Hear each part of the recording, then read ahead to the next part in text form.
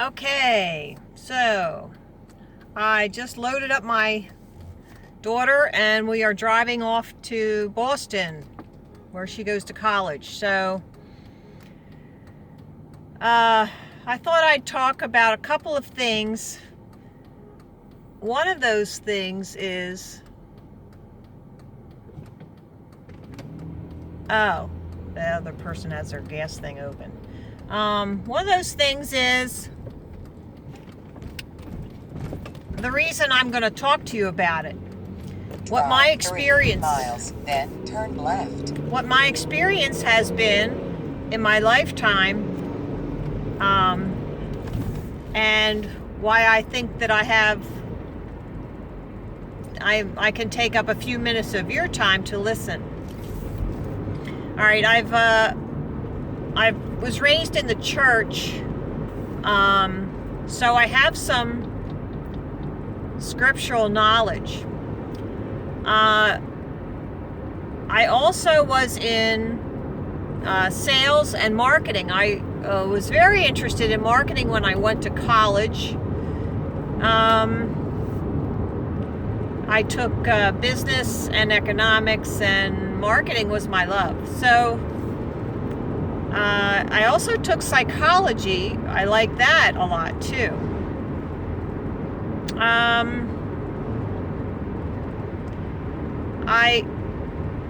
I was a Mary Kay consultant. Now you're going to laugh and you're going to say, oh, well, that's just this dinky little, cosmetics where just girls, who don't know anything.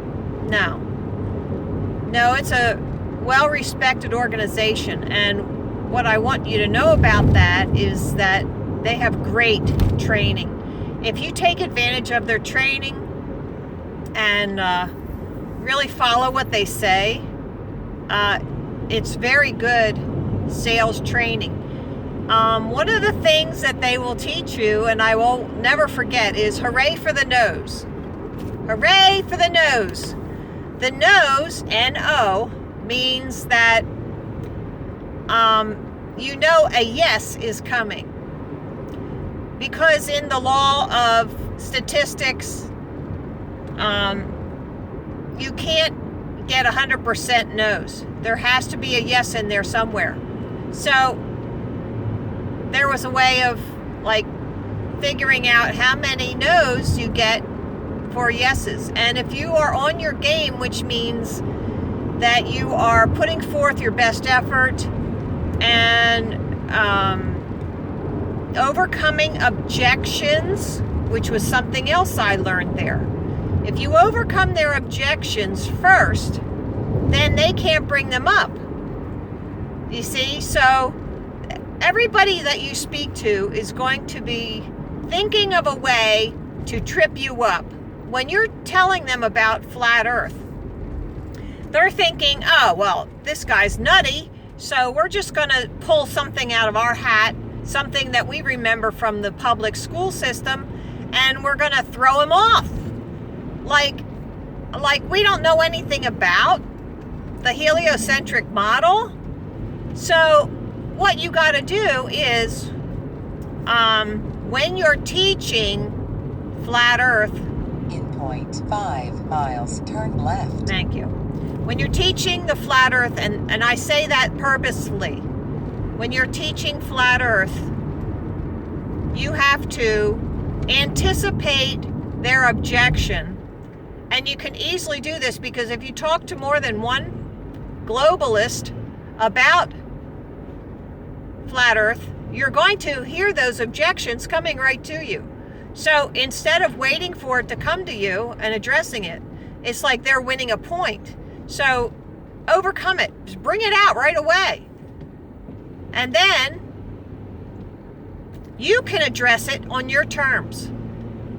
And then they have to quick think of something else. But by the time they think of something else, you've already gone through the other things.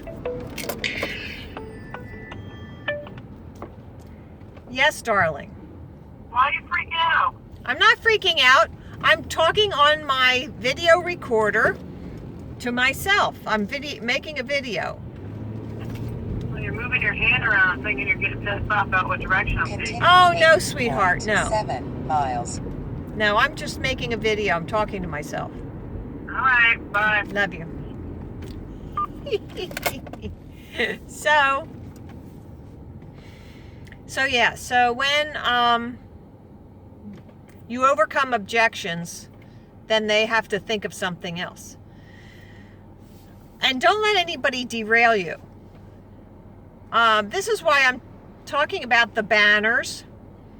The banners which you can purchase at Flat Earth 101. I designed those banners. And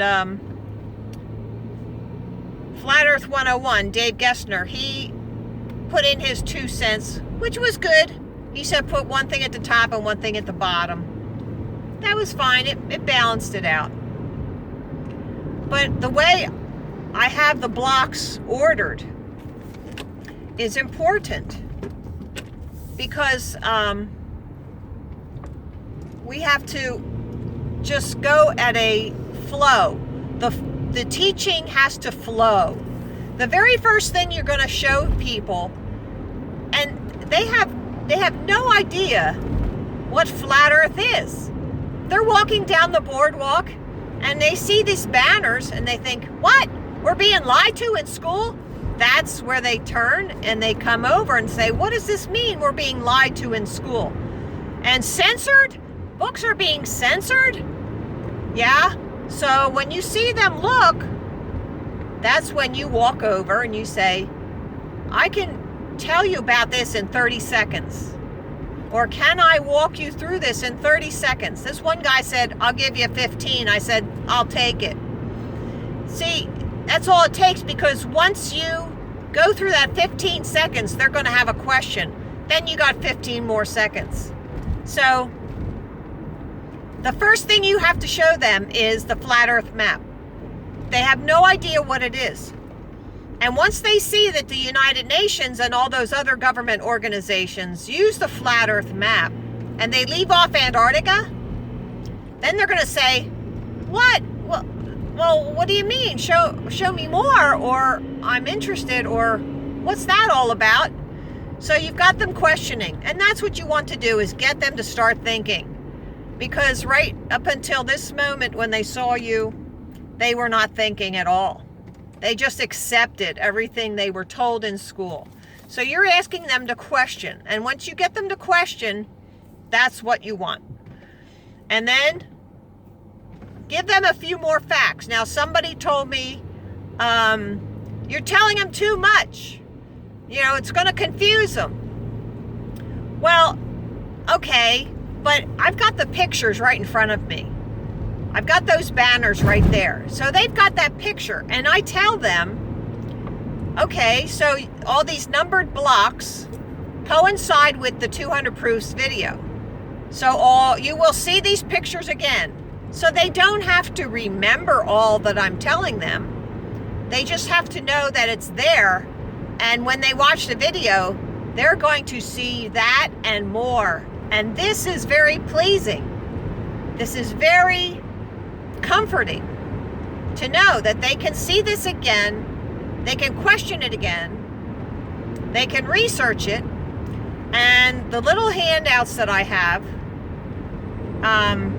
give them 3 videos at the bottom, the 200 proofs, and a time-lapse video, and a Rob Skiba atmospheric refraction. So they can look this stuff up. And I also tell them that there are going to be things on there they won't understand, like perspective. So I don't expect them, and they will go into this understanding that they're not going to understand everything. So that's also very comforting. But as long as we get them to question and to look at the paper and say, hey, I should watch this. That's all you want. That's it. Do not try to convince anybody right there. don't do it. Do not convince anybody. Don't think you're going to go right from planting the seed to the harvest in one foul swoop. It's not going to happen. How long did it take us? I know I questioned lots of things, and I was still questioning after 3 months. I'm thinking this, all right, is there any way I could be tripped up on this? So, just look for that question mark in their face. And if they go, that's all you want. If they say, oh, this is BS, and they throw the thing in the trash, okay, so you lost one. Who cares? It's not your fault. They have a closed mind. If they say, oh, this is garbage, and they put the paper in their pocket, then that's pride. They're just saving their pride. They're saying they don't believe it, and they let themselves off the hook, but they put the paper in their pocket, which means they're going to look at it later when nobody's looking. And that's why sometimes when I hand the paper, I say, you can look at this at home when nobody's watching. When nobody sees you do this, you can look this up at home. So that's very comforting. You want people to be comfortable with it, not afraid of it. And you will also hear me say, evidence can't hurt you. Because they automatically will resist and be afraid of it. So I suggest that we all turn into science teachers. I know there's people who have different philosophies on how to approach this, but when there's somebody who has no idea what flat Earth even is, you have to at least give them a sample of what it is. I gave a paper to somebody in Times Square, and she even looked at the paper and she said, what is this? Well, what does this mean? I'm there. She said, are you saying this is a flat Earth? Like she didn't know. I'm there, yes, let me show you. Come here, I will show you. And you know what? When you're walking towards the banners, point to the banner and reach out your hand behind you as though you're going to take their hand. You aren't actually going to do it, but it's like giving a piece of apple to a horse. You put it in your flat hand and you walk away. That horse is going to follow you. So I'm not saying you treat people like animals. What I'm saying is you give the gesture and it is enticing to them. It is like comforting. It's like, okay, I'm going to walk over this way. Okay, I'm going to follow. Okay, so are we going to be teaching my numbed robots like the public school system? No. We're just getting them to come and look, and it's okay. Our hand is out and open. This is body language. If you haven't looked into body language, look into it a little bit. How do you make people feel comfortable? Having an open hand, smiling, sometimes I will, smile and pat somebody on the shoulder. Sometimes I don't. It depends. If they smile back, I feel okay, I can pat them on the arm. You want to be totally respectful. Try not to touch. Don't be too touchy. That's too much. That's a different message you're sending. But you have to read people. Try and read them. Look at their facial expressions. How far can you push somebody? And I try not to push them, but I do say, no, that's not right. Now, I just said that too. When dealing with the police, no, you're wrong about that. You have to be direct, but respectful. I don't call police names. I say, no, you're incorrect about that. You must look up the law, and you be direct. But when you're dealing with public, you want them to come in and be comfortable. So, all right.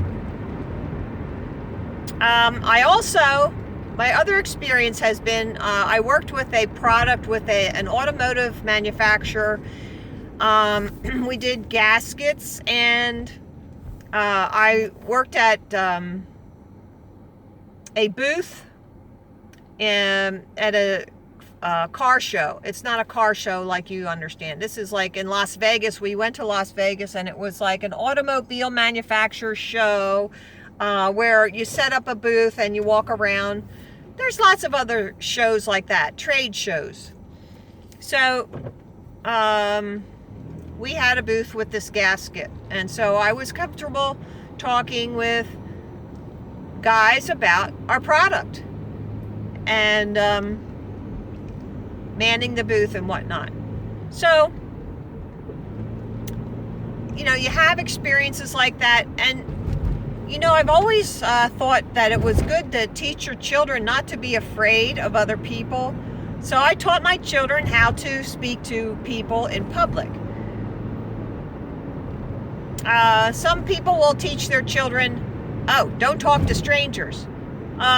Okay, but if I'm right there, then you can speak. So there are times when it's good, times when it's not good. And that all has to do with reading people. What else did I want to talk about?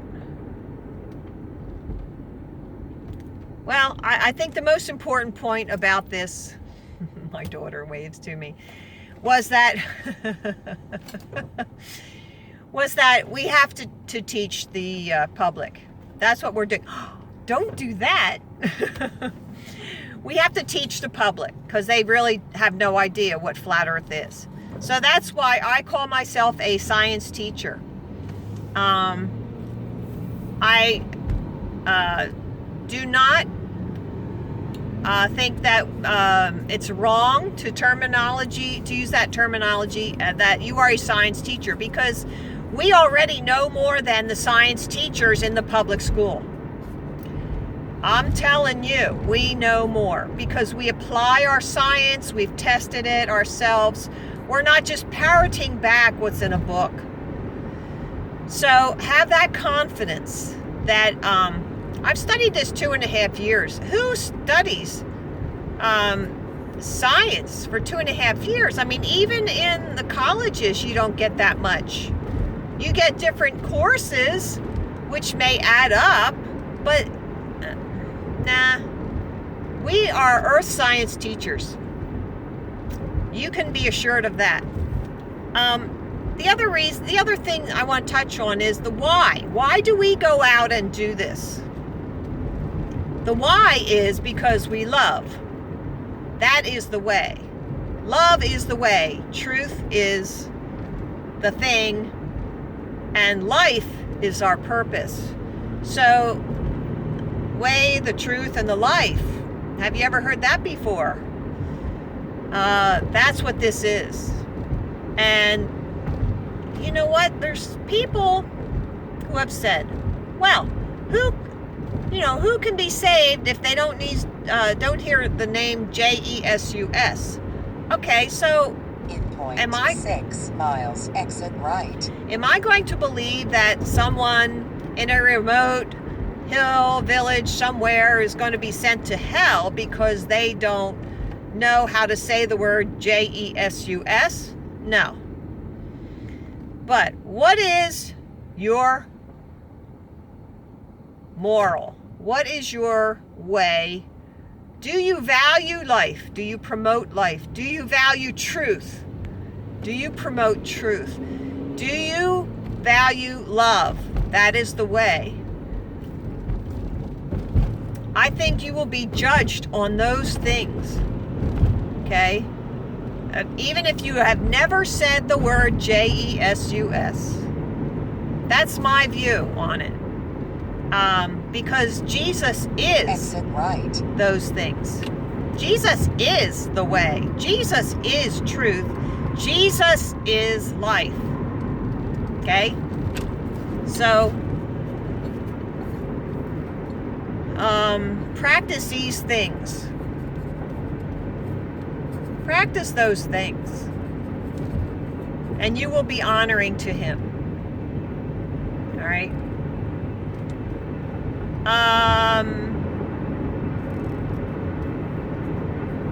I guess that's all I really wanted to say for now. The banners are for sale on Flat Earth 101, and I'm constantly updating the banners. I'm using magic marker. I'm using 47 miles.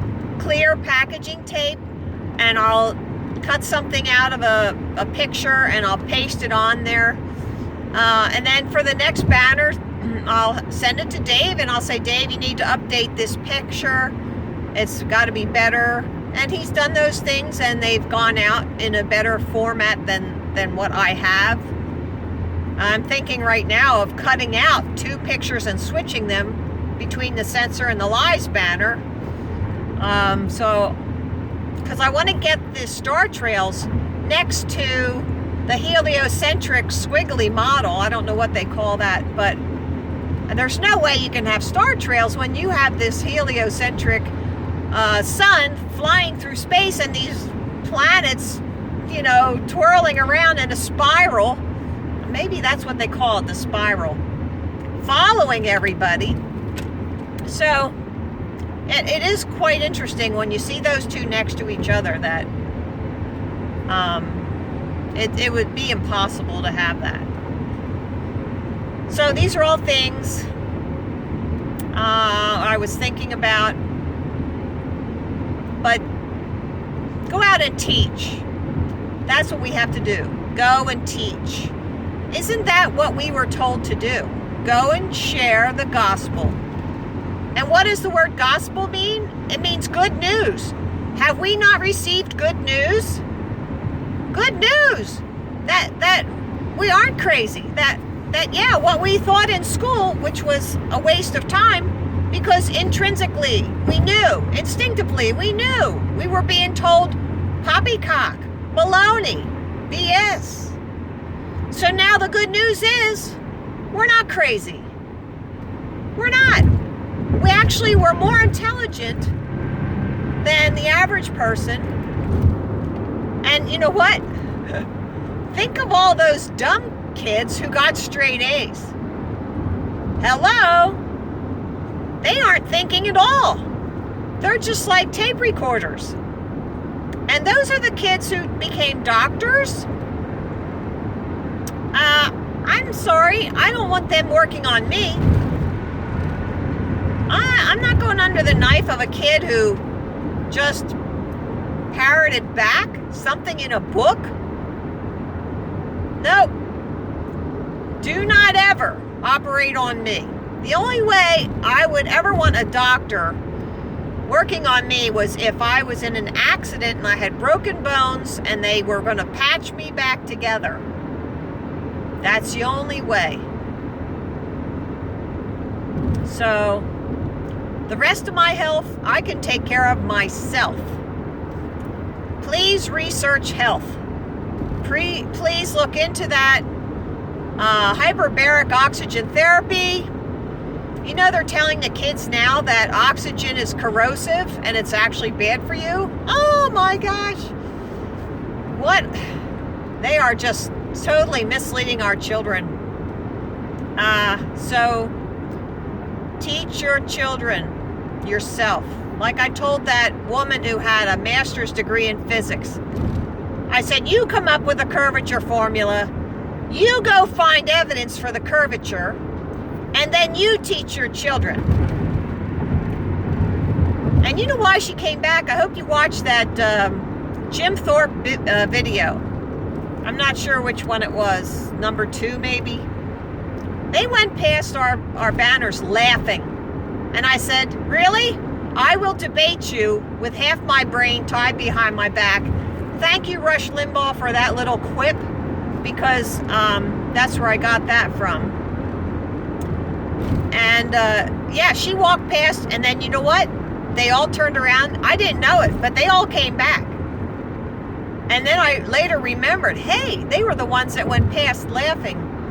But they came back, and she was also the one who thought the Pacific Ocean was higher than the Atlantic Ocean. And you know what? I also remember being told that. I also remember being told that in school and thinking, well, wait a minute, what happens at the bottom of South America? What happens down there? But you don't argue, because the teacher is the authority. And if you want to pass the school, the class, and your parents don't know, because when they went to school, things were not as bad. My mom went to a one-room schoolhouse. They walked to school. My mom's 90 now. And it was connected with the church. And her father was like on the school board, what there was of one. So the controls were very, very local. And now we have a federal control, which means everybody in the country is going to be held to a wrong standard. Ah, shoot. So, okay. I think my time's running out. I'm going to get going, and then I'll talk to you later, but thanks for listening.